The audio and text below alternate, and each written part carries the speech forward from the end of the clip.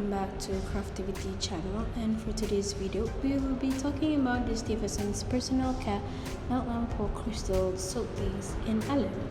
It is the most innovative, cost-effective and pleasing soaps that are ideal for manufacturers, brand and home hobbyists.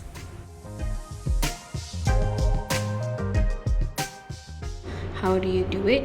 Well, after you have cut it into a cube size, you will be melting it with a microwave or a double boiler method, and afterwards you'll be mixing it with any essential oil, fragrance oil or carrier oil at your preference that includes the colorant of your choice. Pour it into a desired mold shape and there you go, you will be having your own DIY soap base.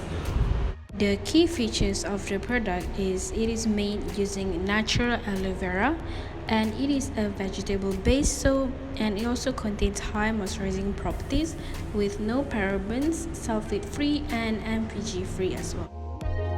The key points of this product includes easy to process, as you only need a double boiler or a microwave to melt the soap, and it is a transparent base, so in this case you are able to mix with other colorants as well and it will look just as great.